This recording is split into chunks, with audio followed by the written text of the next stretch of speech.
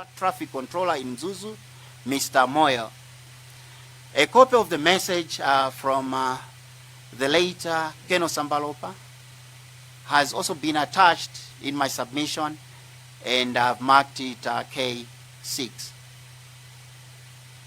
I accordingly approached the air traffic controller and inquired when the aircraft was expected to arrive.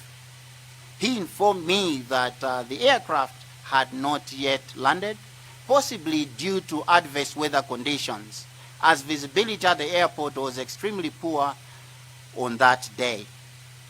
I thereafter left the sealed parcel containing 5 million with the air traffic controller in accordance with Keno Sambalopa's instructions.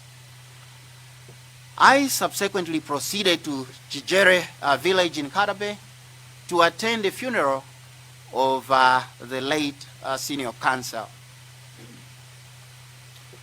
While at the funeral in Chijere village and Kadabe, at approximately 1100 hours, while waiting for the funeral proceedings to commence, I received a phone call from the then Air Force commander informing me that Mike Alpha Foxtrot Tango 03, which had transported the vice president, had not arrived in Mzuzu, and that efforts to establish its whereabouts were underway.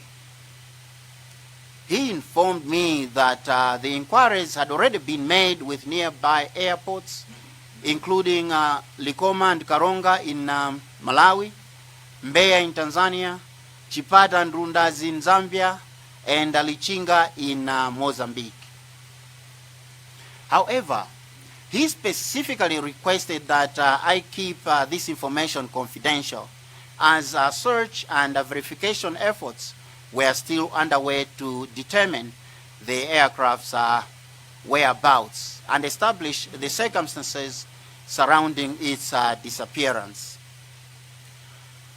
However, given that the commencement of the funeral program depended on the arrival of the vice president, and considering that I had earlier spoken to Mr. Valera regarding the proposed use of the aircraft, I considered it appropriate to inform him that the aircraft had not yet arrived in Mzuzu and that efforts were underway to establish its whereabouts. Approximately 1 hour later, the then Air Force commander contacted me again and advised that the aircraft had not been located.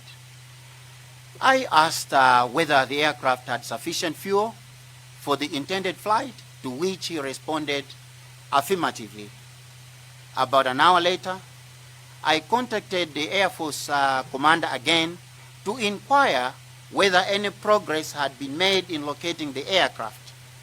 He informed me that it had still not been found, and observed that based on the fuel endurance, the aircraft ought by then to have been on the ground. Recognizing the urgency of the situation, I asked the Air Force commander whether it be appropriate to seek external assistance in locating the aircraft, given the limited search capabilities then available. The Air Force commander indicated that such assistance would indeed be appreciated. I therefore reached out to Major Benjamin Snyder, the security liaison officer at the United States Embassy here in Lilongwe, whom I knew professionally. Informally, I requested Major Snyder assistance in locating the aircraft. Major Snyder requested basic details of the flight, and I informed him that the military aircraft had departed Lilongwe from Zuzu in the morning of that day. He advised that this information was sufficient to initiate efforts to locate the aircraft. I also informed Mr. Namizinga that the aircraft, which had been chartered by the late Mr. Kasambara's family, had been utilized to transport the vice president and had not yet arrived in Mzuzu.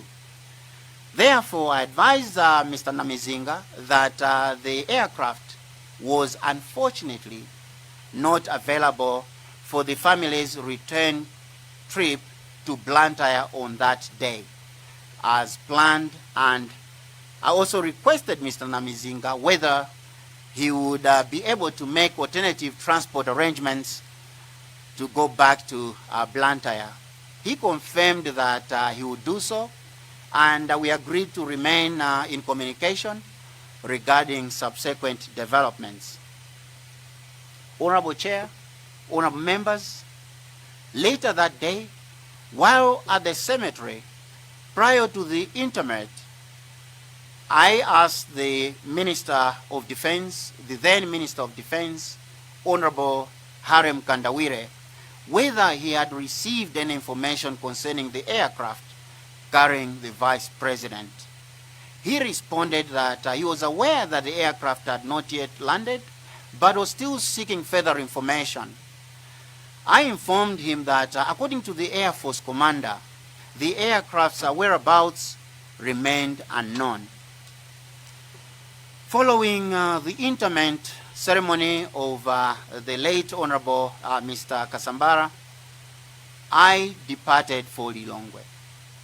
En route, I passed through Mzuzu Airport and collected the sealed envelope containing 5 million kwacha, which I had earlier left with the air traffic controller there, as it had not been collected by Keno Sambalopa.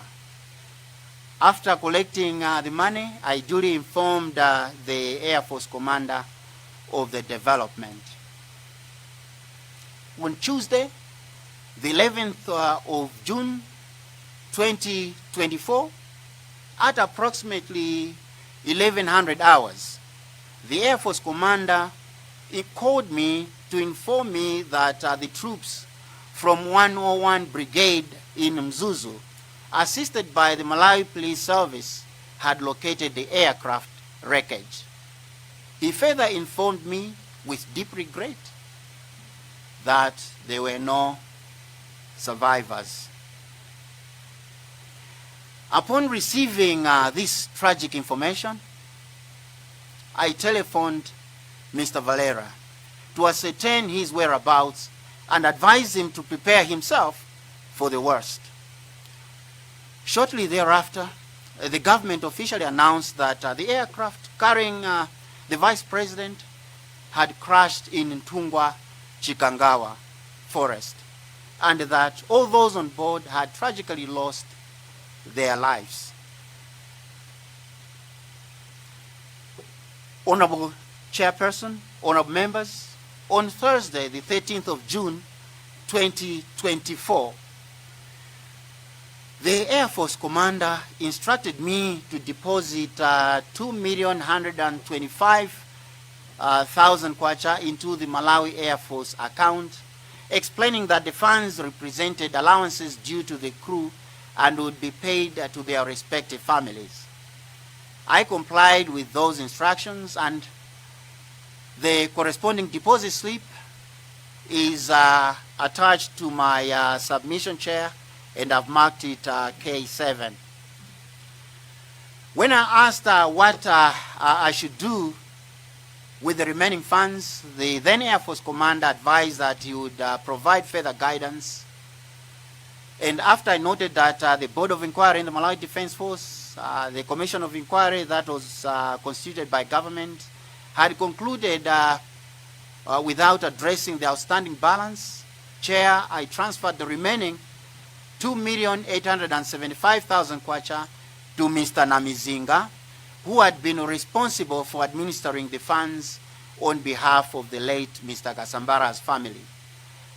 Mr. Namizinga acknowledged receipt of the funds, and a copy of that acknowledgement, together with my conversation with him throughout the charter period, has been attached to my written submission, and I've marked it K8. Honorable Chairperson, honorable members, in conclusion, I respectfully submit that my involvement in the entire matter was, as you may have noted, strictly administrative, facilitative, and undertaken in good faith within the established military coordination procedures for humanitarian and funeral support purposes. Honorable Chair, I wish to underscore that my involvement in matters relating to the military aircraft was strictly limited to facilitation upon request by friends and colleagues of the late Honorable Mr. Raphael Kasambara, who approached me seeking assistance in conveying a humanitarian request to the Malawi Defense Force. In each instance, Honorable Chair, Honorable Members, I immediately referred the matter to the appropriate military command structures and acted in accordance with the instructions and authorizations received from duly constituted military authorities.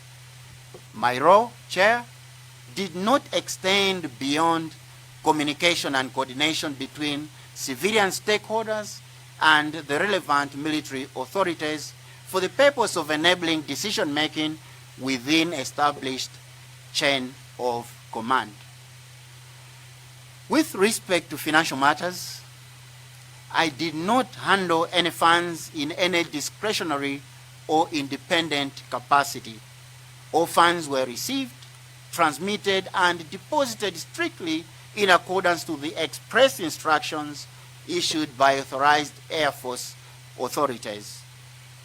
I ensured that such funds were directed to the designated accounts as communicated by competent military authorities without deviation or personal discretion. Furthermore, Chair, honorable members, in relation to the search of the missing aircraft, I only made contact with professional acquaintances in an effort to support emergency efforts, and only after being informed by the Air Force commander that the aircraft could not be located through established military channels. The assistance was purely supplementary, undertaken in good faith, and did not involve any operational command, control, or coordination in search activities. Honorable Chairperson, honorable members, I express my deepest sorrow over the tragic loss of the Vice President, senior government officials, the former First Lady, and my colleagues, the senior military officers who died on the 10th of June, 2024. Honorable Chairperson, honorable members, I submit with utmost respect. Thank you for your attention. Thank you. Thank you, Brigadier General, for your elaborate presentation. Probably one of the most detailed we have received so far, and makes life easier for members to ask questions that are very direct. I will allow members to ask you further questions, whether to seek clarification or to probe further. May I open the floor to members?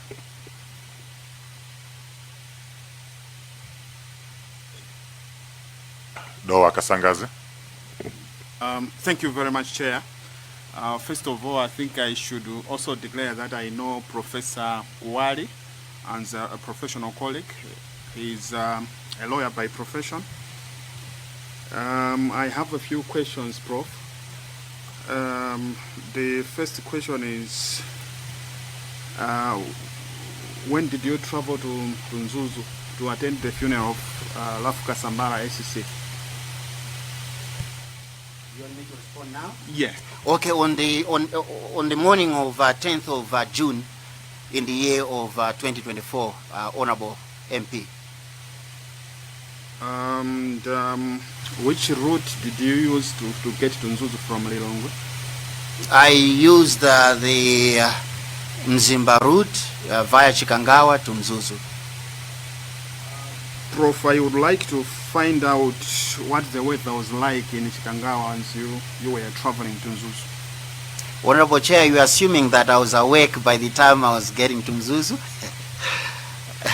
Yeah, so yes, I noticed that the weather was bad. As a matter of fact, I slept a good part of the trip, but when I was approaching Chikangawa, just because the driver was driving slow, I had to wake up. And when I reached Mzuzu, I was told by colleagues who were actually family members who were at the funeral that I had to bring an umbrella because the weather was really bad that day. My last question is on the BFU report. I am of the view that you read the report, Prof. In passing, yes, I did, Your Honorable Member.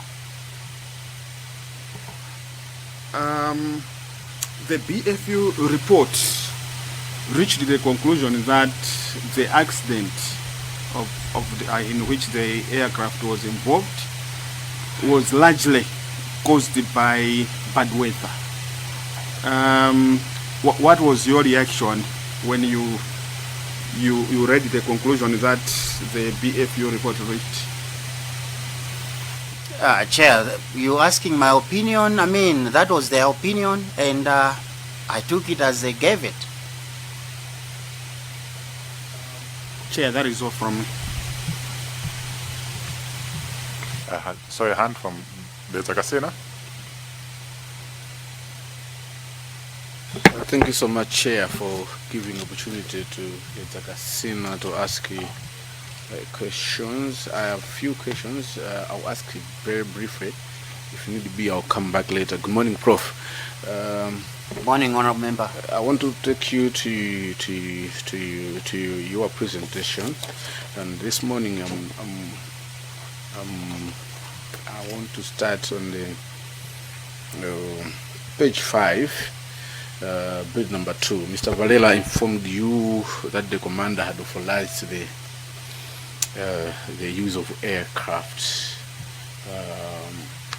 Did he? I have in mind the page, the bid number 3, where he had asked you which commander you know and everything. Did he really say which commander?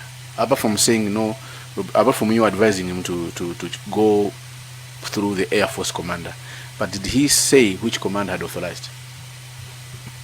Honorable Member, thank you. Like I indicated in my submission and also in my oral presentation, he did not specify which commander.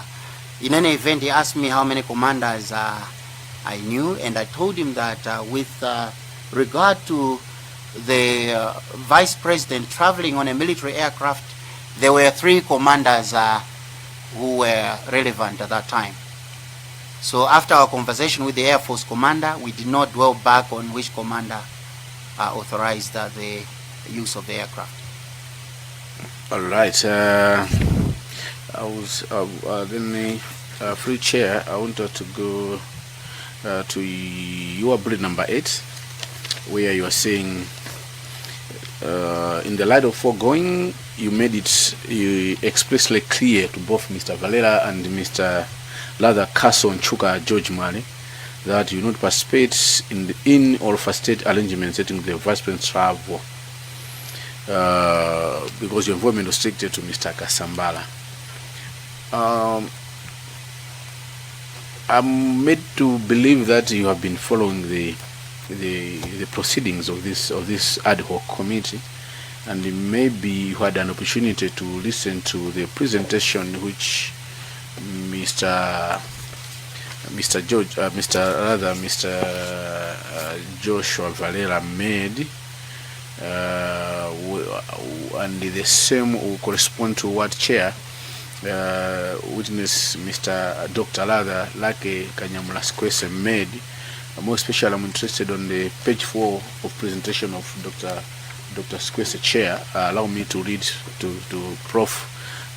So that he can hear it. Mr. Valera, that is now Dr. Squese, when he called Mr. Valera, and then Mr. Valera informed Dr. Squese that he was with 2 relatives, in brackets, Castle Mwale and Brigadier General Kuwali. And these duly confirmed that it was possible for the Vice President to use the aircraft. Can you confirm? Because this is what Dr. Squese made and presented to this committee, saying it was possible, and that was made by you and Castle Chukamari. But your presentation, breed number 8, so to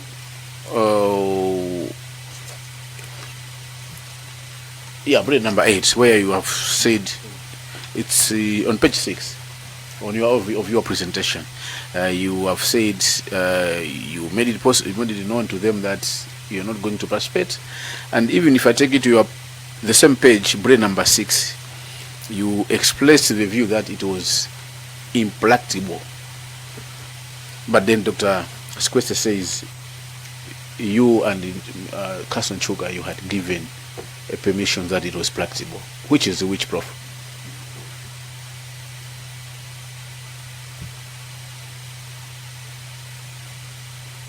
Thanks so much, Honorable Member. So, number one, I haven't really been following the developments in this inquiry for several reasons. First is the fact that I knew that someday I might be required to testify, so I didn't want to be influenced by any testimonies that were given. Secondly is, it happens during working day and we have other things to do, but I do understand important work, Honorable Chair, Honorable Members, that you are carrying.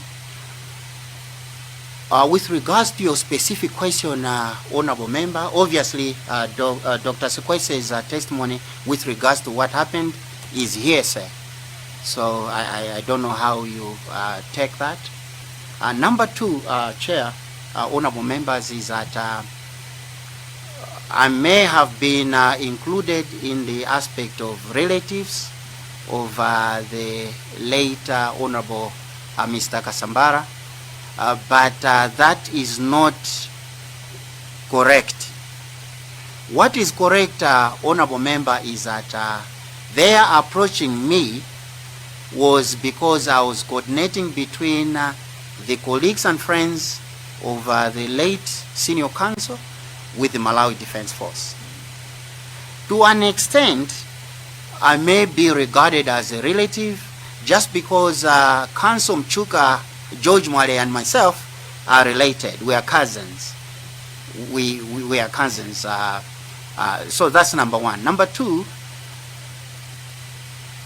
our villages in Katabe, my village, between my village and the late Senior Counsel's village, we have Counsel Mchuka Mwale's village in between.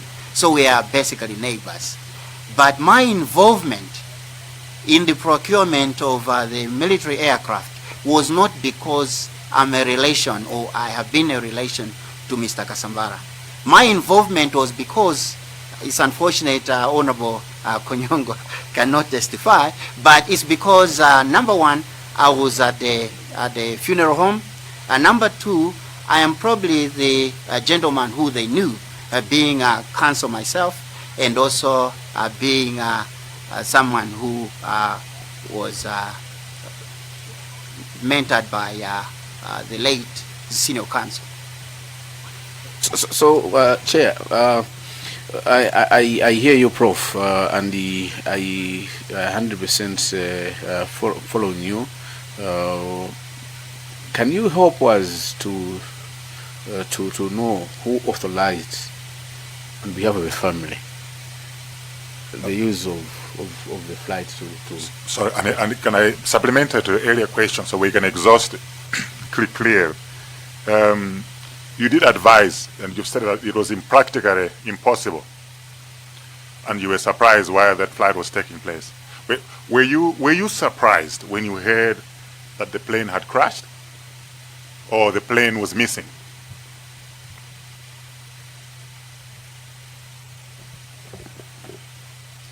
First, you said I was surprised, Chair. I did not say that I was surprised. I want you to confirm. Were you surprised? Were you surprised when you heard that the plane was missing?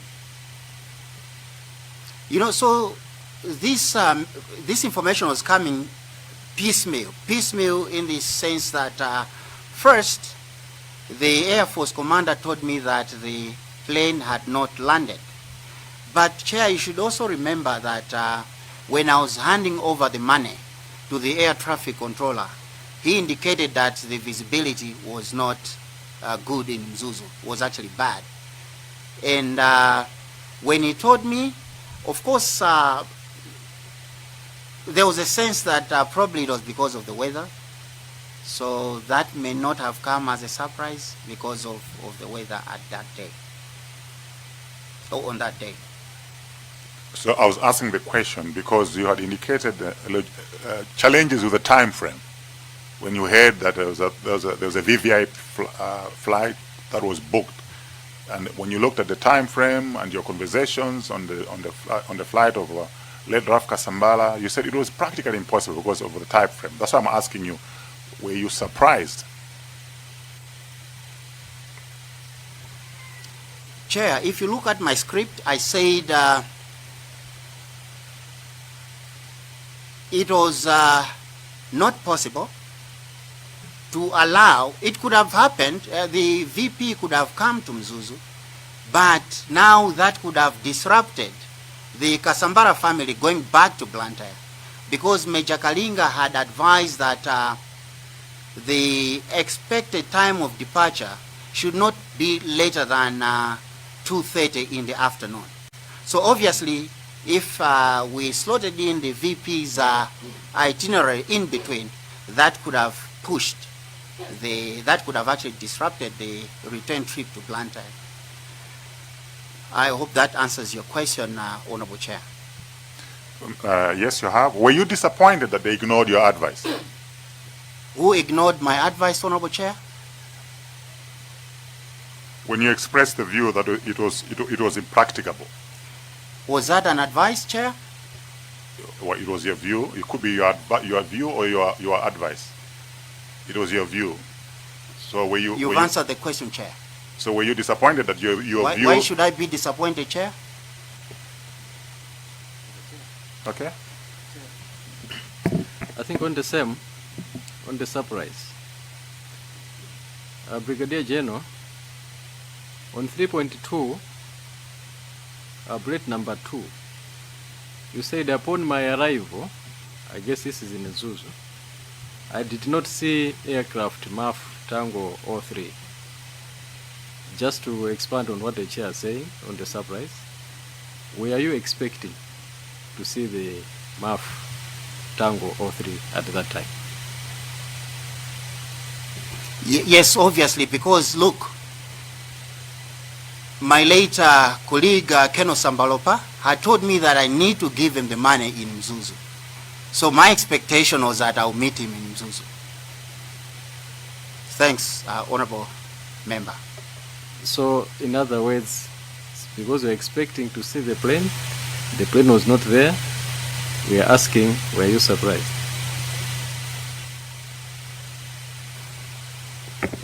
I don't think surprise is the right word, Chair, but my view is that I could have, if I was surprised, I could have said it in my statement. Keno Sambalopa wrote me a text, as I indicated. I think I've mentioned the time.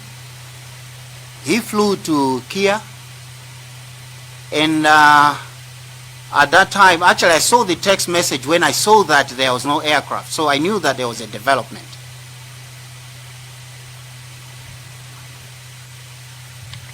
There's a Casina. You have the floor. Thank you. Thank you so much, Chair.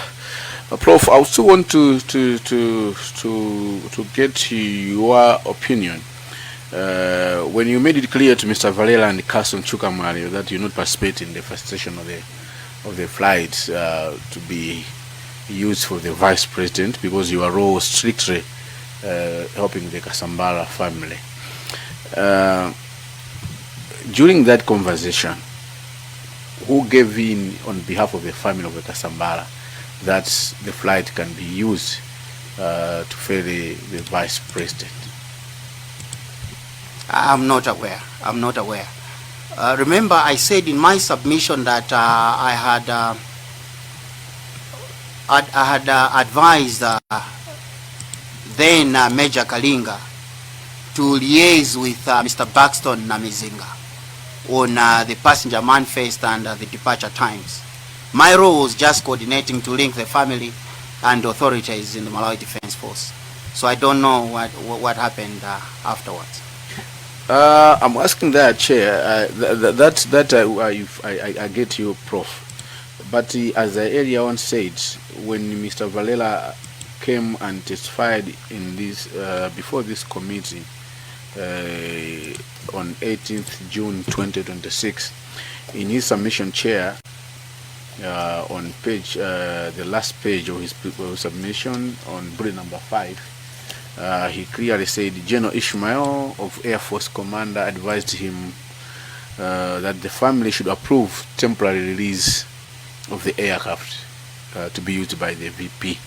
And he said he contacted the family members for their approval. And when he was asked before this committee, Chair, it's on the record, which family members, he mentioned you and Chuka, Castle Chukamari. That's why I'm still insisting to know if you didn't participate. Was it maybe Castle Chukamari who gave? Because there's no mention of Mr. Namizinga from in the testimony of Mr. Valera. Did you at any point hear or participate or hear Castle Chukamari giving him the permission to use this flight to come back to Lulonga and carry the vice president? Negative, honorable member. Chair, maybe we might take note of that as a committee, because as we go on with our all right, fine. Now let's go to the events on the day of flights and loss of contract. Prof, you have on your bridge 3, you approach the control tower. Okay, let's go. I will still take back to the question, which the second question to the chair and the vice chair, where we put forward to you, because I had also written something down here. Upon my arrival, I don't see aircraft MAF T03. However, I observed Vice President's official motor vehicle MG2 together with other official vehicles are not parked at the airport. When you check your mobile, that's when you get a message from Ken Sambalopa sent at 6:49 that he was departing for Kamuzu International Airport. Prior to this, when you're going to Zuzu Airport, the agreement was you're going to find Ken Sambalopa at the airport, or he had earlier on indicated that he was meant to fly to Lilongwe that morning. Yeah, honorable member, you see that the conversation with the late Keno has been exhibited in my statement. When he told me at that time, I think, like I said, it was 06:42 in the morning, when he said that he's leaving for Kia. And the instructions were that I should leave the parcel with Mr. Moyo, the air traffic controller. But before that, we had agreed that we'll meet in Zuzu. So already there was a development that he had to go to Kia. Yeah, I hear you. My question is the area developments. You're going to meet in Zuzu. Did he specifically, you're going to find him at the Zuzu airport or in Zuzu? Because I'm mindful of you are on the submission where you're putting the KD3, the pro forma invoices for Sunbed Zuzu Hotel. Meaning you knew that this close is going to be at the Zuzu Sunbed Hotel. Why did you specifically go straight to Zuzu Airport? My question is, did you had earlier on agreed that you're going to meet at Zuzu Airport? Negative, but considering that he was flying Mike Alpha Foxtrot Tango 03, and obviously the aircraft would be at the airport, so my gut feeling was that I had to go to the airport. All right. So you just went there because he was flying the flight, even though you knew that he's at he was supposed to be at Nzu's Sunbed, Nzu's hotel. All right, fine. Let's go to your bullet number 3. When you get to the airport, air traffic controller, who you inquired to, told you that no, the aircraft is yet to land, possibly due to adverse weather conditions, as visibility at the airport was extremely poor. This observation, can you confirm to me, was this your observation, or it was a word from the airport controller? It was Mr. Moyo, the air traffic controller. What was your observation of the weather? I already indicated to council. So what I want is your village is in Kadabe. I'm meant to believe that you travel a lot to that side. Maybe you can differentiate on a normal day the weather of that day and the other days. Was it adversely bad? I would testify for that specific day because I wasn't there on the 9th, I wasn't there on the 11th, but that day was particularly bad. All right. So now the Air Force commander has indicated to you in confidence that the flight has not yet landed in Zuzu. They have activated the search into the neighboring airports and the nearest airports. He has told you to keep that confidential. Correct? He told you to keep it confidential, correct? Yes, he actually told me it was for my ears only. But as a as a council, you still proceeded to alert several individuals. I mean, this is the confidential. Not several, but one. And I indicated the reason why I did that. I had to do some thinking, so I had to use discretion.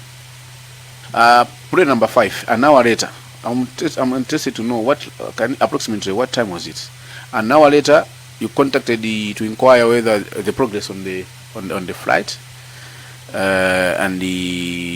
I'll go to the last sentence.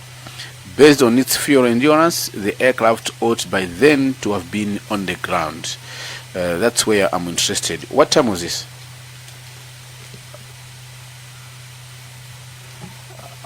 Honorable member, honorable chair, because I can't remember exactly, and unfortunately I was going through my phone conversations and that specific item was not indicated. I think because I changed phones and the call log with General Ishmael is not there. Otherwise, I could have also exhibited it in my submission. So because I'm not very sure of the time, that's why I said about an hour later. So if you look at the sequence, we had about 3 phone calls from 11-ish to maybe around 3-ish. Okay.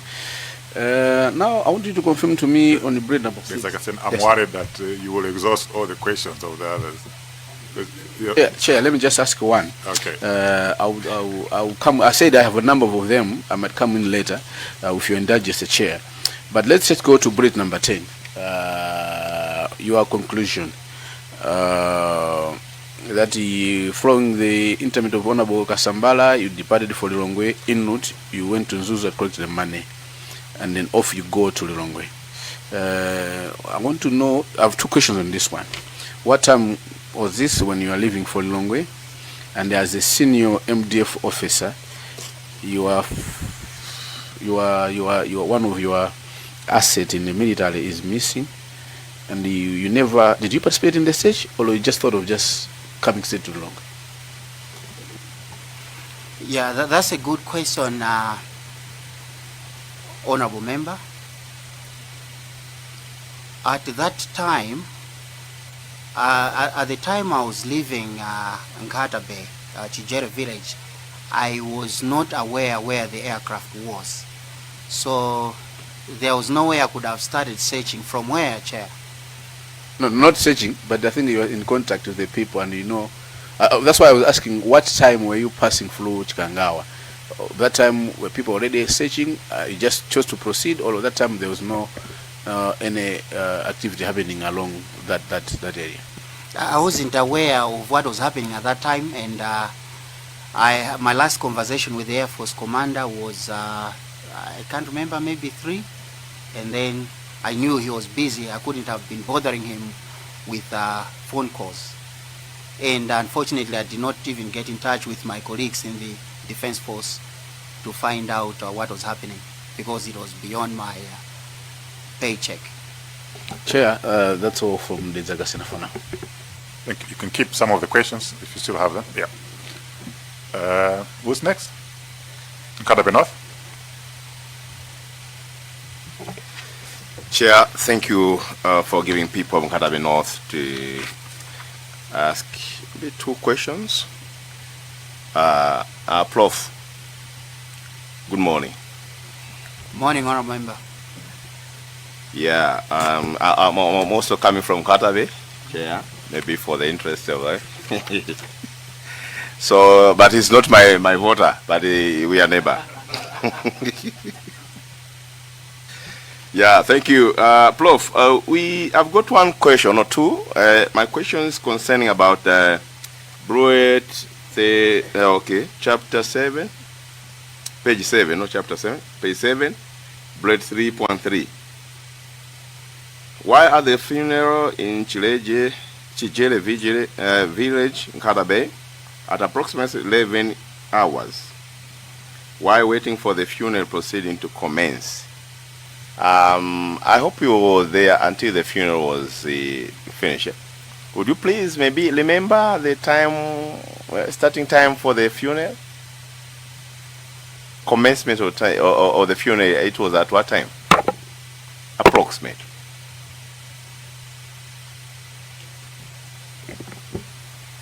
Honourable Member, I wish I remembered, yeah? But I maybe it was around midday, I can't remember exactly. Because, you know, you've received a message about an aircraft missing, and then you tend to lose touch with what is happening on the ground, and I wasn't even looking at the watch at that time. Okay, another question was the same concerning the time. So if you don't remember, my question was again, by the time I was meeting the Honorable Halum Kandawile, informing him about the missing of the aircraft, would you remember again the time? I wouldn't remember the time. What I remember was that it was at the cemetery.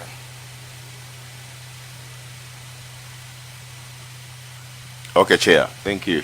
My intention was to know the time where by these activities was starting and the meeting time. Thank you.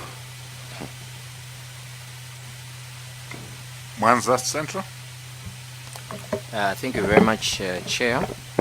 Prof, on page 8,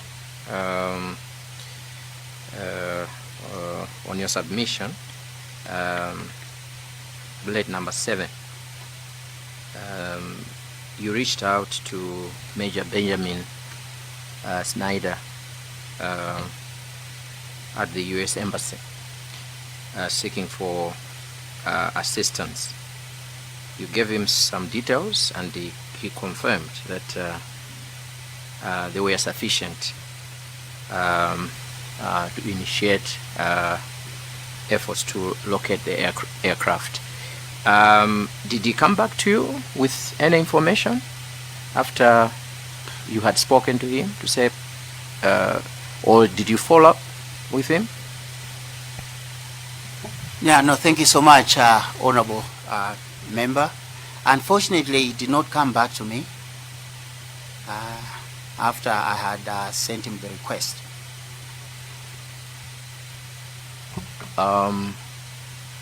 You sent him a request.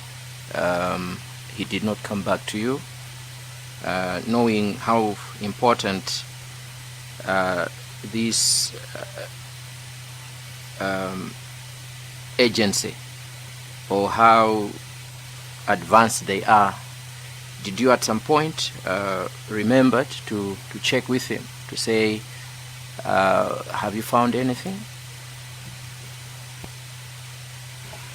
Honorable member, you may recall on that day, when I asked Major Snyder for, informally, when I asked him for assistance, we had to put all hands on deck, time of the essence at that time.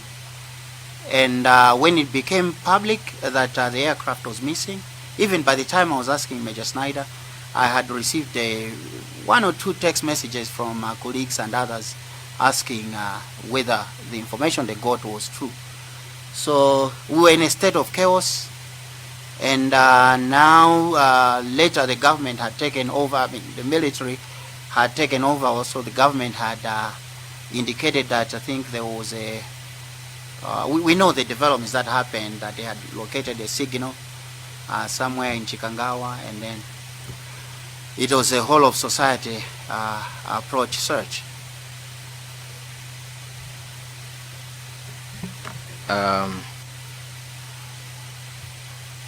Chair,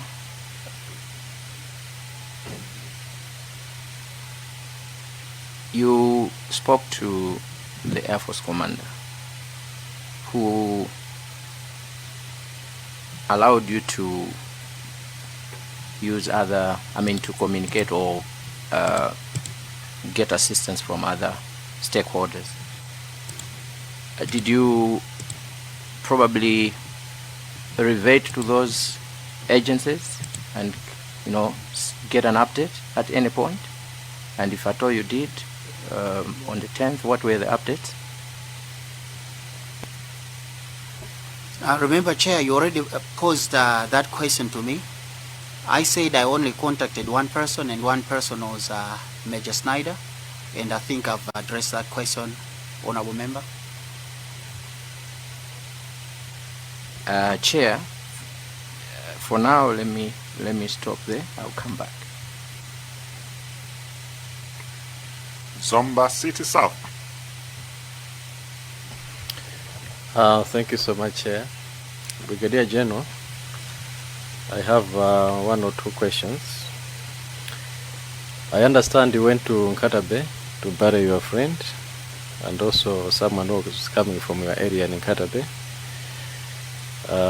But this was a military funeral, so I know that there are a lot of army officials there. Would you maybe alert us in terms of who was the the highest ranking officer at that funeral?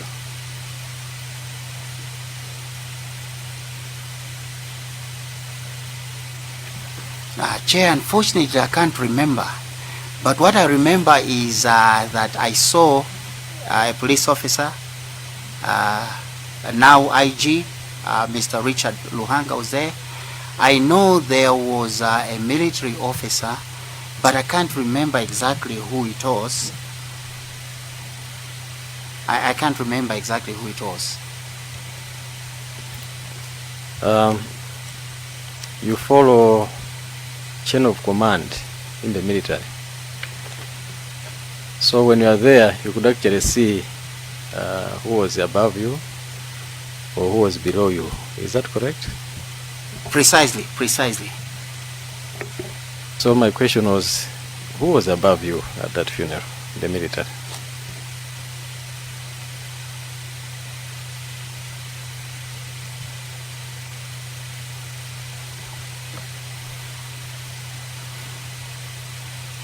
I can't remember having saluted anyone from the military at that time, meaning I must have been the most senior on the ground. But I went in my personal capacity. Thank you so much, Brigadier General. Now, having been informed that the aircraft carrying the second citizen was missing, and you have got your men in the north, did you, as a most senior person at that time in the north, did you maybe make any instructions? Because you guys follow chain of command. I'm sure nobody below you at that time could start issuing instructions. Did you make any orders, having spoken to to the commander? Chair, honorable members, it is not correct that I was the most senior at that time in the North. With regards to chain of command, the most senior at that time was my friend and my colleague, Brigadier General Richard Chagonapanja. He was the commander of 101 Brigade. So he was the one who was at the helm of chain of command in that regard. And when I realized that, when I heard that the aircraft, a signal was located in Chikangawa, I got in touch with General Chagonapanja to find out on the progress of the search. That was later. So you are saying that General Chagonapanja was not at the funeral, but he was in the North. Is that correct? You asked me, okay, so at that time, General Chagonapanja, I was senior to General Chagonapanja at that time. Does that answer your question, Chair? You are confusing me.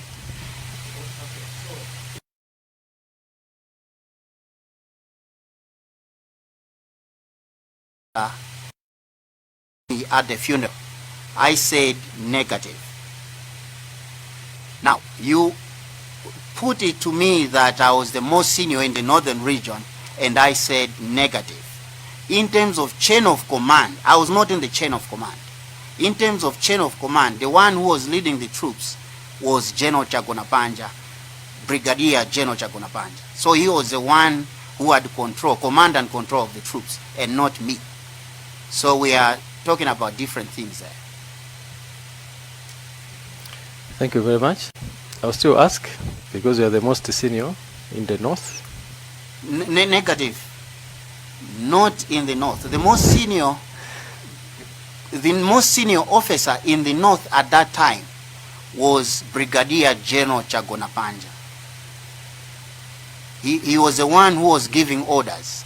If I gave an order to a soldier, because I was out of the chain of command, I couldn't actually give an order unless it is probably on something else. I hear you, Brigadier General. So I'll move on. I asked the area about page number 7, bullet number 3.2. I think we discussed that already when I was asking that you did not see the aircraft. But I want to continue from there. I see that your submission is devoid of time. I don't know why. But can I ask you, what was the time you arrived at the airport? It is not correct to say that my submission, Chair, is devoid of time. I've actually attached exhibits with timelines. So I think we should depart on that understanding, Chair. In terms of my arrival at Mzuzu Airport, I can't remember exactly, but probably it was around just after 8 o'clock, I think.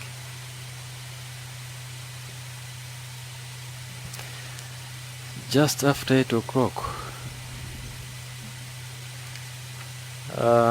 We discussed this, Brigadier General, already.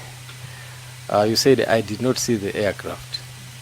And then I asked the area, were you surprised? And you remember what you responded. And when you went to the air traffic controller, he also gave you time that maybe the flight was supposed to arrive there. And he told you that he suspected that because of the bad weather, that's why it had not landed at that time. So are you sure you arrived at around 8 o'clock?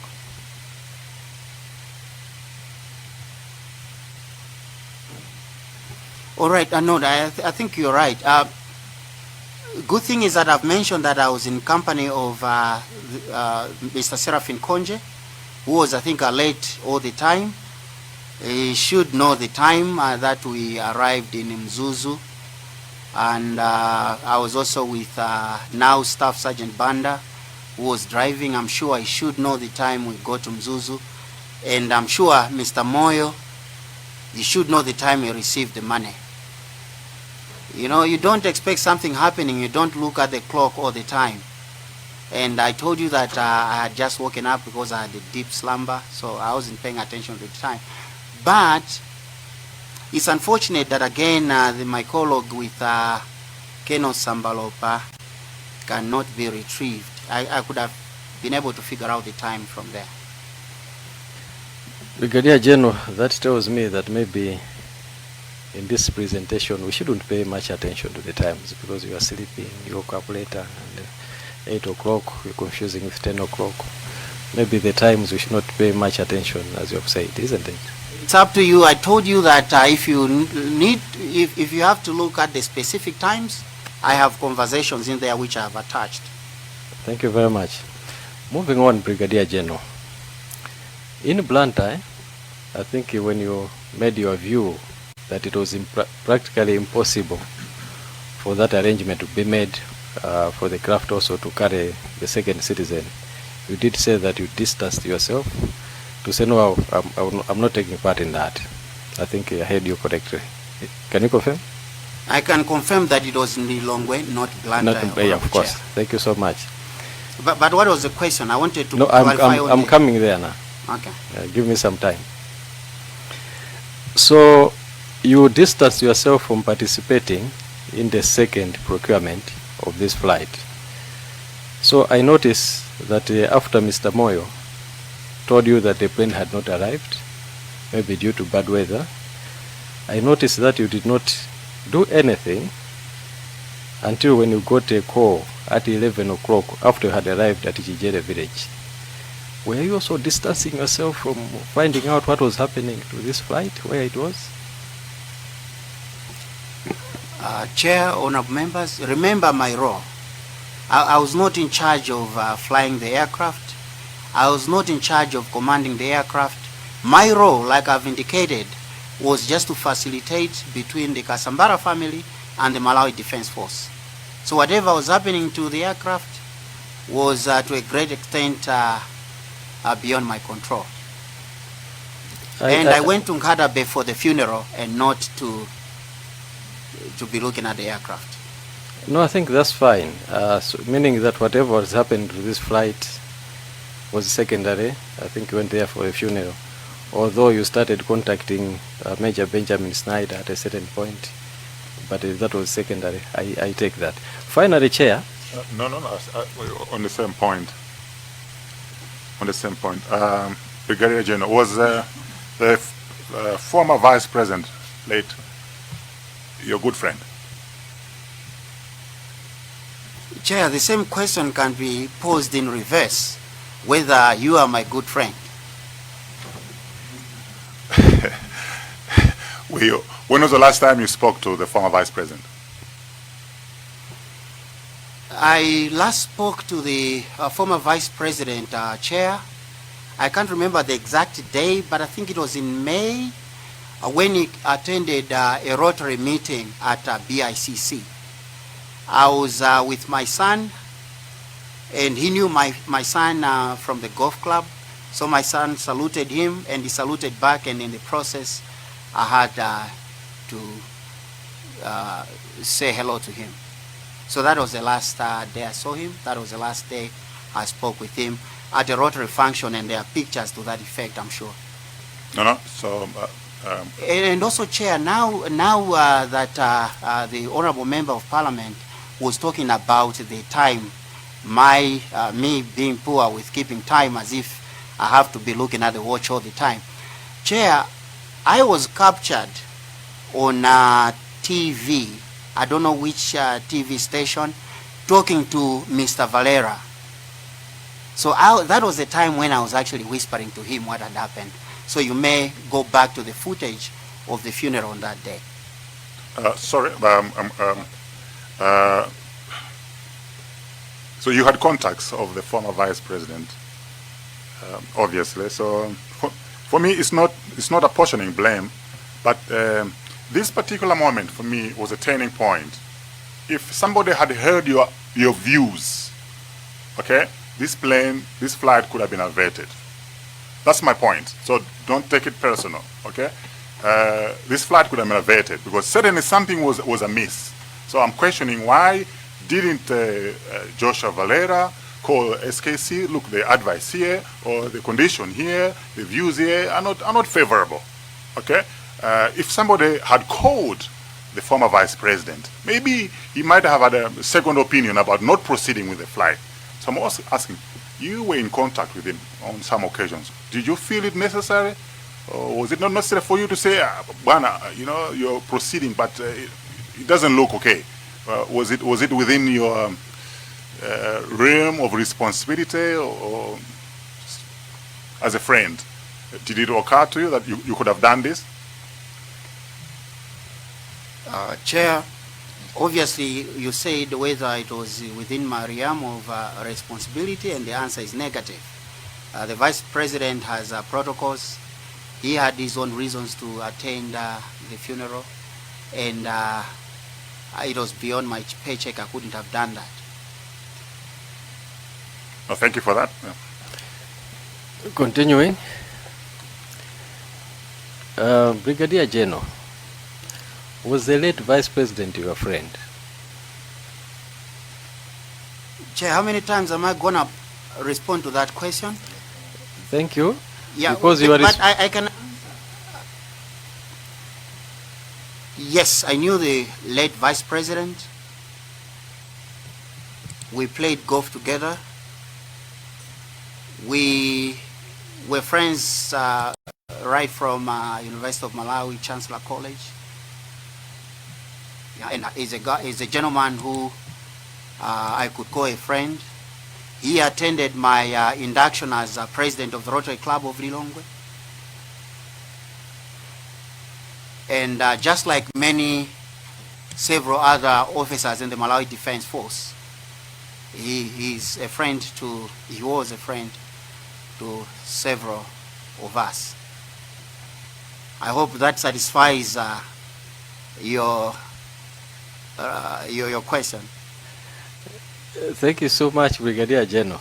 No, we had to squeeze that out of you, so I'm satisfied. But why would you like to find out that point, if I may ask, if I'm allowed to push back the question? Because it looks like it's of much interest to you, Honorable Member. Now, Brigadier General, because I'm the one asking questions, you are not the one asking questions to the committee, so you follow my questioning. So I've asked this question, I'm going to the next question. So I think those are the matching orders. You are a witness, you answer the questions. We ask you the questions. Is that okay?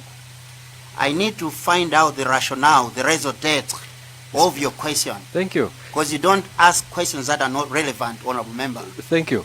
So I've said, I'm asking questions, you are answering questions. Is that okay with you? No, maybe. I would only answer relevant questions, Honorable Member. Can I come in? Maybe there will be a time when you'll be asked to make a comment or further questions. So it's not like you will not ask us questions if need be. So if there's a need for you to interact, maybe it may be too late, but you have a right to ask questions. Obliged, Chair. Okay. So I think the friendship issue is now out of the way. But then, if he was a friend, I will still ask. You said the searching for the plane was secondary. You had gone there for a funeral. Was it still secondary, this one being a friend? At what point? I don't get that question. Can you clarify? Now you're answering my question, yeah? All right, no, so it is not correct to say that it was not of paramount importance to be looking for the aircraft. If it was not, Chair, honorable members, I couldn't have contacted Major Snyder. Apart from the fact that this aircraft was a military aircraft, which we have also been using ourselves,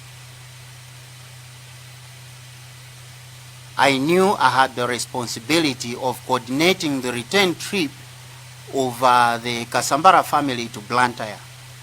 So it was actually of paramount significance for me to find out the availability of the aircraft. I think, Brigadier General, I'm talking about after I had known that the flight was missing. When I asked you earlier, you said, no, I had gone there for a funeral, not to look for the plane. So I'm now asking you, why in the north after you had known that the flight was missing, the aircraft was missing, which was carrying your friend? Did you find it maybe important to also take part in looking for the flight that was carrying your friend? That was the question. We're not talking about Blantyre or Lirongwe. Obviously, yes. If I had my means, I could have, at that time, like I said, I think context matters, Chair. The question that you posed when I responded that I did not go to Mzuzu to be looking for the aircraft, because you asked me whether, why I went to the air. I think it was an honorable member from the who posed the question as to why I went to the airport, and I said naturally I had to start from the airport. If he was not at the airport, he was at the hotel, I could have gone to the hotel. Then you also wanted to find out why I did not participate in the search, and I said at the time I was leaving Mzuzu, I did not know where the aircraft was. So I didn't even have anywhere else to start the search from. But also, look, I said that I had a specific role. And my specific role, Chair, was to coordinate for the Kasambara family. Issues of search and rescue were not within my responsibility. In as much as a military officer, I have to take part, but General Chagonapanja was now tasked to be in charge of the search and rescue operation. So I couldn't just interfere with his duties. No, I take that, Chair. Finally, the time of going, you were passing through Nzuzu. You went to the airport to collect the 5 million kwacha. I think other submissions from other witnesses around 6 o'clock, somewhere there at the airport, there was a lot of activity, 5, 6, a lot of activity at the airport. Did you see anything that would suggest that there was something happening there? People converging, we were told that the police and other people also converging at the airport, people from the UTM party. You collected the 5 million, but you did not suspect anything around the airport. Is that correct? It is not correct, Chair. Obviously, we knew that the gathering at the airport was either waiting for the landing of the aircraft or indeed coordinating the search and rescue operation. Follow up. So you did not have time to ask these people who are coordinating the search and rescue to say what is happening, where is the search starting from, in case they had leads that could also help you to join the search? Chair, I told you that as a military officer, I can't just start searching anyhow without orders, right? And I told you, Chair, that with regards to the search and rescue operation, the commander on the ground was General Chagonapanja, who is a competent military officer. My role was to come back to Lirongwe. And I was consistently in touch with the Air Force commander because of my specific responsibility of coordinating with for the Kasambala family. And for me to take part in the search and rescue, I had to either be given orders by the authorities in the Defense Force. Alternatively, if I wanted to join the search in my personal capacity, I had to seek authorization from the authorities in the Malawi Defense Force. I hope that clarifies your convoluted question, Honorable Member. It does, Brigadier General. Thank you, Chair. Brigadier General, while on the search and rescue, on your conversation, exhibit KD2, the second page. It's just out of curiosity, nothing else. There's a message there from Colonel R. Ismail, and then forwarded messages from Kevin Wells, and then Harrison Wells for Zoe. These guys have infrared drones for search and rescue. The time there was 22:54. So I'm wondering, was this information used in the search and rescue? Because we heard that there was a drone later on. Did it arise? Did the drone surface because of this conversation? Just out of curiosity. But there's this conversation. These guys have infrared drones for search and rescue. It came in late in the middle of the night, but the plane was eventually discovered in the morning.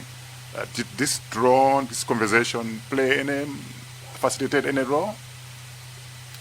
Now, thanks so much, Chair, actually, for reminding me of that conversation. I hope your vice will be able to see that, to see the kind of assistance that I was rendering in the background. So I got a message, I think, from one of the students from the Malawi University of Science and Technology, or one of the acquaintances who sent me those contacts to say these guys may help in search and rescue operations. So I sent that text to General Ishmael to assist him in the coordination of the search. I must have also sent it to my colleague, General Jagona Panji. Because look, it was a whole all hands on deck operation. We had to ensure that we find the aircraft, the missing aircraft, as soon as practicable. So that's why we had to involve everybody. So to answer your specific question, Chair, I don't know whether General Ishmael used those contacts. Thank you, General. There's Mayani. Thank you very much, Chair, for allowing the people of Mayani to ask a question to the Prof. First, let me express that yours is, I agree with the Chair, is one of the most detailed presentation, and you tried your best to make it as easy as possible for all of us to follow. But looking at your previous roles, I am understanding that you were the commandant of the National Defense College. Is that so? Correct, Honorable Member Mayani. When was that? I was commandant of the National Defense College from August of 2022 to December of 2025. Oh, so it's very recent. I just wanted to understand about if you were given either provided with a vehicle and as a commandant, were you provided with a vehicle and the fuel, and how was the fuel provided to you for that vehicle? I just want to learn on that one. Yes, I do have an official vehicle, and I've also used it here. The fuel is paid to me by the Malawi Defense Force on a monthly basis. So, and if I have specific trips which are not provided for in my monthly budget, then I have to requisition from the Joint Force Headquarters. So I just wanted to get your operational issues. So for me, I just wanted to understand how you operate. In that manner, then it means the army, of course, where you are, you don't use fuel cards, or what's the payment method necessarily when it comes to fueling? I just want to understand that. It depends. Like in my case, it's factored in my salary. So I get it through my salary. But I know my other colleagues have fuel cards. I also had a fuel card at some point. Yeah, by and large, that's how we do it.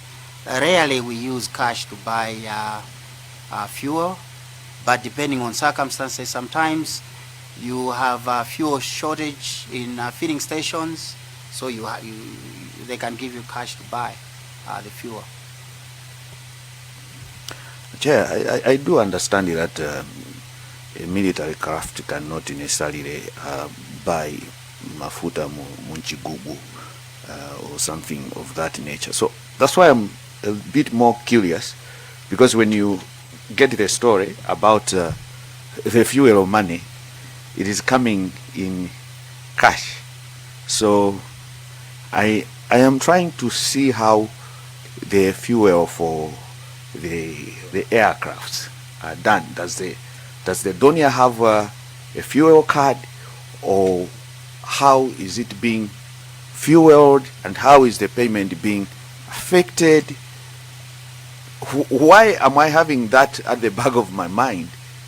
Is the idea to say, there are questions to say the fuel tanks were empty, and the BFU report says this was a controlled drive into flight into a terrain.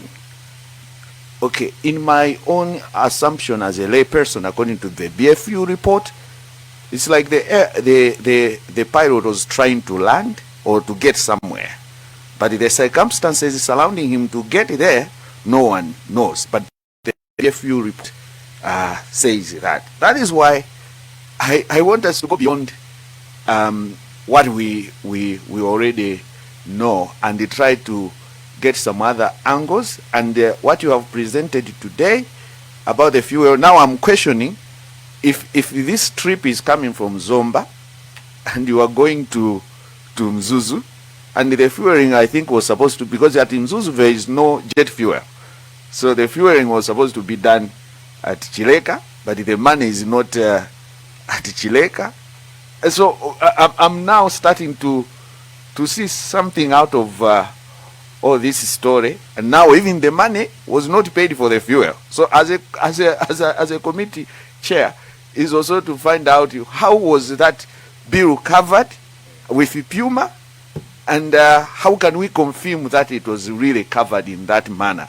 And then we have to dig back into how the previous fuelings were done for the donor, so that we can find a trend in between. So, Brigadier, thank you for the expression on how you are operating there, that others have cards, sometimes you use cash. It's just a protocol issue, and trying to now to start to relate the BFU versus what was found there, why was there no fire, and all that. We are all not conclusive, and we are trying to find out, because none of us was there, and those are the questions why we are here. Thank you, Chair. I stop there. If you may allow me just to put a footnote to whatever I said. Number one, I don't think I'm competent to explain how fueling issues are done in the Malawi Defense Force. You asked about my official vehicle, so I responded to that question. But also your point assumes that the fuel, the aircraft did not have fuel. Why did it in the first place fly from Zomba to Blantyre, and then Blantyre to Mzuzu? So I just wanted to highlight that, Chair. I know, Chair, I didn't want to come back, but Prof, what I just wanted to say is I want to understand the institution of fueling issues, so that we also follow a trend, because the fact is, one, the BFU report and whatever was observed, the fuel tanks had no fuel at the site when they were doing, of course they were cut, burst or whatever, we can say whatever. But the issue is I'm trying to follow the protocols when it comes to fueling. That's why I asked your own practical experience, so that I compare it with what we are looking at. I don't want that to say we are not. I was not referring to you about the airplane. That's what we will call again the officials and whatever were necessary. But what is the fact is people were questioning, and that's why we are here. Why did it not catch fire? There could be lots of reasons and all that. But for me, my own interest is to say the fuel money was not paid in Blantyre or at the time the flight was happening. So we want to see the trend, what happened at Chileka, what happened the following morning and all that. So it's just it's an investigation. We are not concluding anything. I did not say, that's why I came back. I did not say that the plane, by the time it was in Mzuzu, had enough fuel, or when it was departing Mzuzu or departing Lilongwe. None of that. I was just trying to look at those protocols. Thank you. Thank you very much for your insights. I think we're not there yet to make some analysis and conclusions, but you have made a very useful insight that we need to examine in this course of the investigation. Yeah, but not particularly for the interest of the witness that is here. Yeah, so appreciate it. I'm not too sure. Are you suggesting that Brigadier General, when he was taking the money, he assumed the money was to buy fuel? Yeah, that's my assumption, because if the first payment was done, I guess there was a presentation by one of the officers which said it was for fuel. I think that was Council Wakumana Kita, who said the money was supposed to be for fuel. So I'm trying to follow from that angle, whether the military had its own fuel and this would be a reimbursement or what, that we will learn later on. But I just want us not to ignore that fact and make a follow-up as we are doing this. Thank you. But I think maybe he needs to respond. No, Chair, K1 has answers to that, my exhibit K1.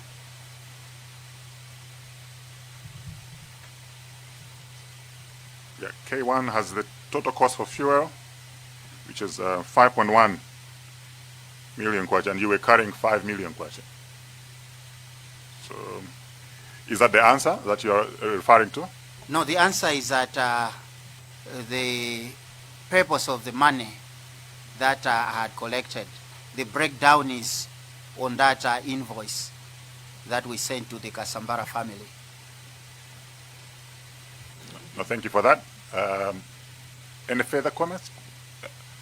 Can I take Zomba Tonde? Hasn't interacted.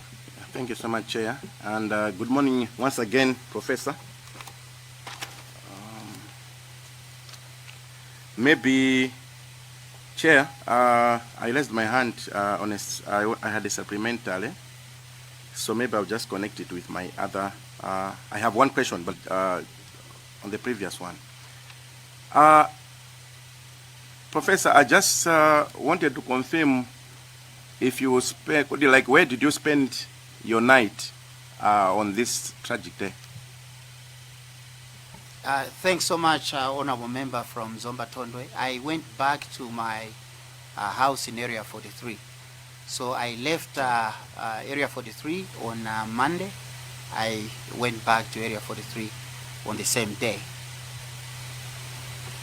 I'm referring to the day of the aircraft crash, just to confirm.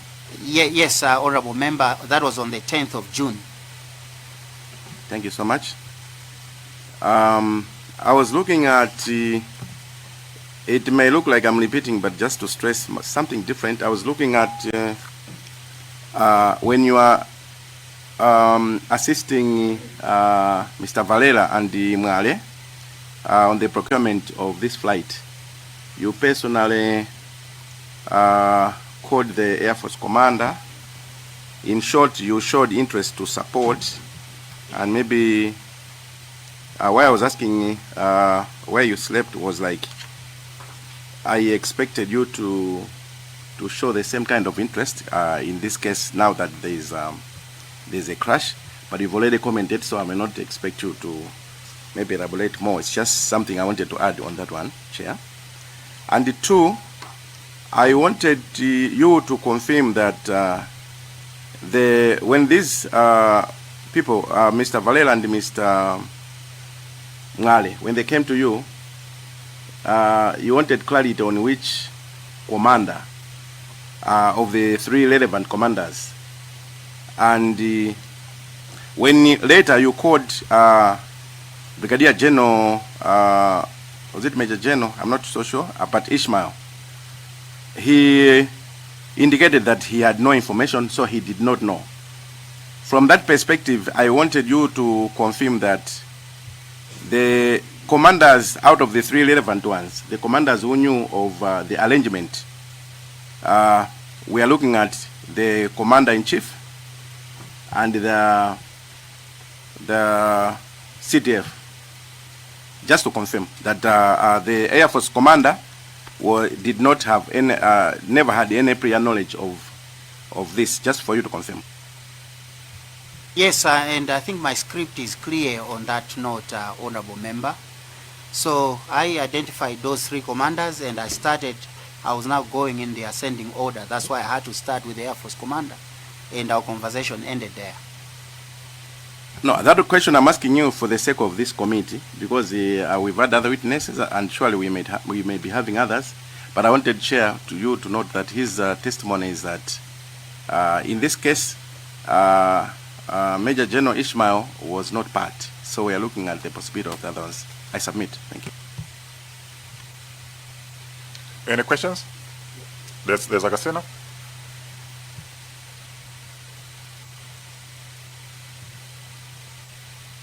Chair, I was trying to get some documents, but I think I'll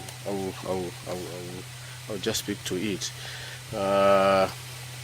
Once again, it's afternoon. Good afternoon, Prof.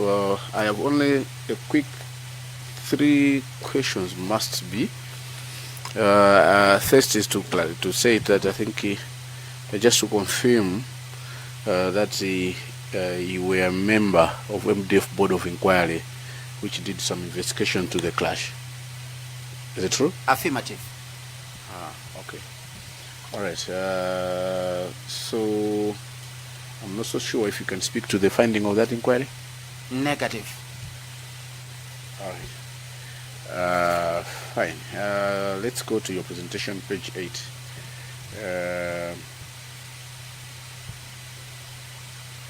You have used the word limited search capability. Then, that was then available at MDF. That's why I was asking you, being one of the board of directors in that inquiry, if there was any recommendations to capacitate that we don't have the limited, but we have quite a vast, good capabilities if anything happens in the future. Can you speak to it or still negative?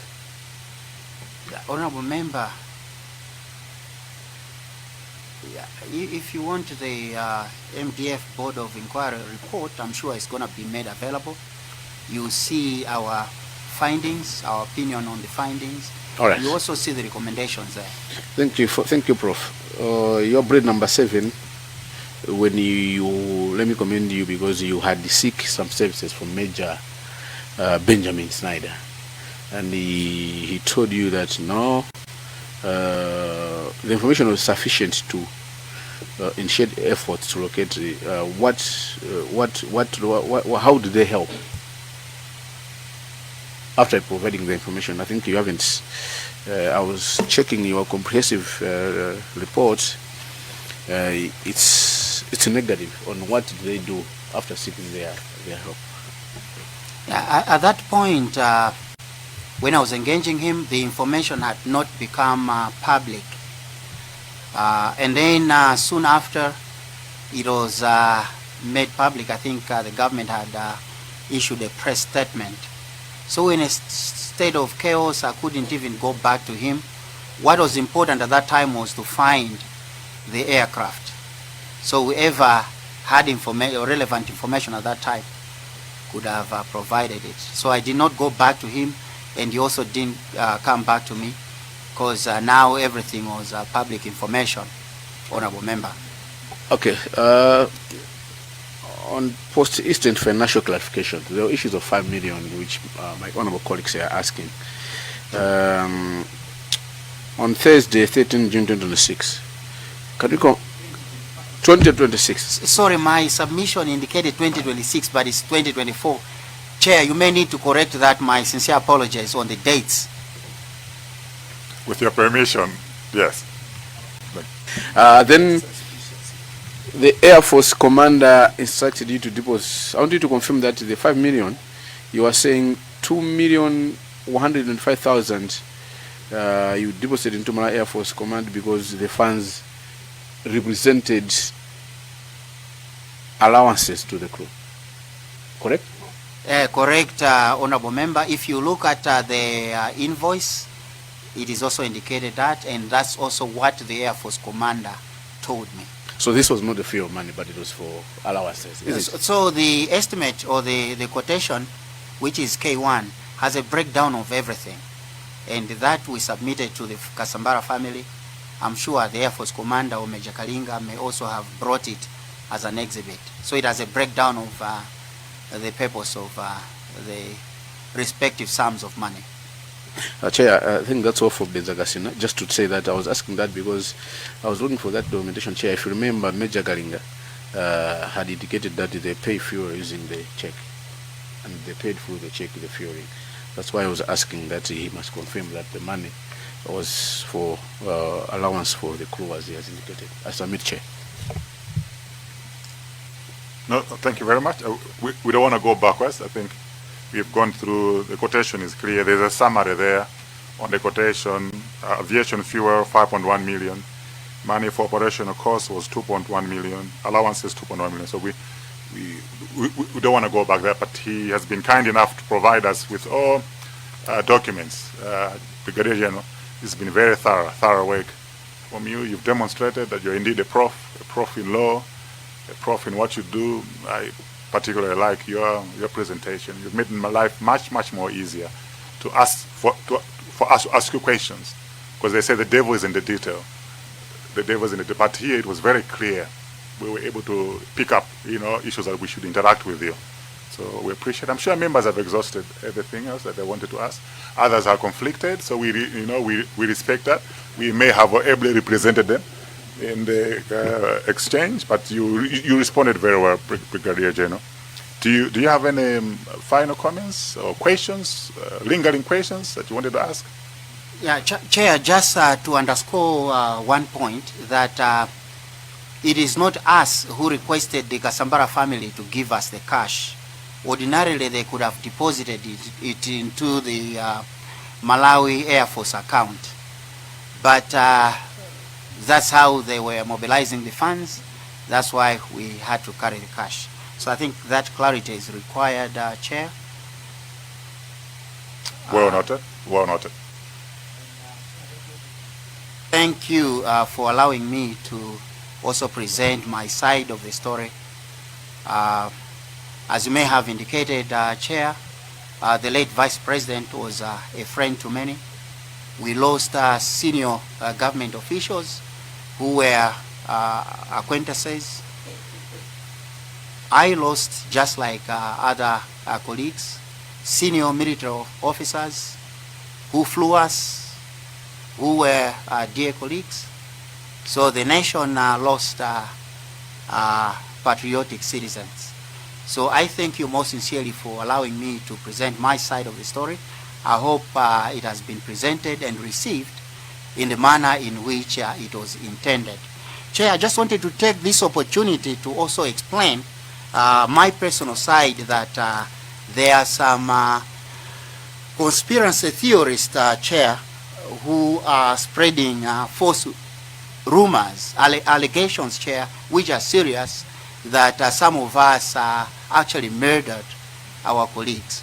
Chair, I would respectfully request that you need to find a way of stopping this, because it is the mandate of your committee, Chair, that will establish what happened. In as much as personally we have other means of getting these individuals to book, but we need your support, Chair, because spreading false rumors, we have mothers who are advanced in age, we have children who are young. You said the late former Vice President is a friend. The widow is still around. The children, they know us as uncles. So, Chair, to allow unpatriotic citizens to be spreading false rumors it is not okay. I sincerely request for your support. Chair, some of us have fought twice as hard to make the names that we have today.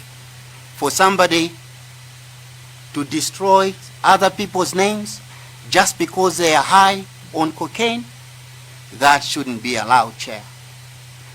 My sincere apologies for being emotional, but I had to say, Chair, we are all patriotic citizens, we are all law-abiding citizens. Please support, please help. Otherwise, honorable members, honorable Chair, keep up the good work. Let's get to the bottom of this issue. It is in our interest of not just yourselves, but all of us. I thank you so much for allowing me to have this opportunity. No, thank you, Brigadier General. Just to assure you that as Parliament, we have a duty and the responsibility to defend and protect the witnesses that are going to come here. So even every information that you have disclosed here, we have a fiduciary responsibility to safeguard your life, your future. So we will not in any way or under any circumstances accuse any wrongdoing. That's not our duty. And we will not allow other people to come and attack witnesses, because others will also start shunning away. So we share your sentiments, Brigadier General. We will discuss on how this matter can be handled as a team. But just to appreciate your cooperation and the discourse we've had. And we wish you all the best. May God bless you. You may take leave now. Thank you.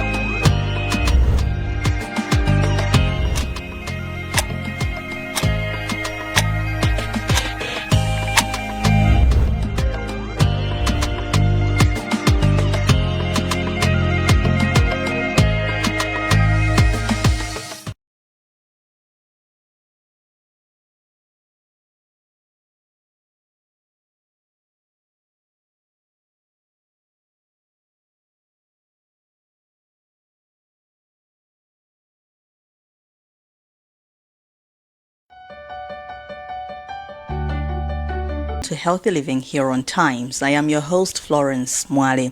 This program comes your way courtesy of MASM. Life is an up and down journey where anything can happen at any time.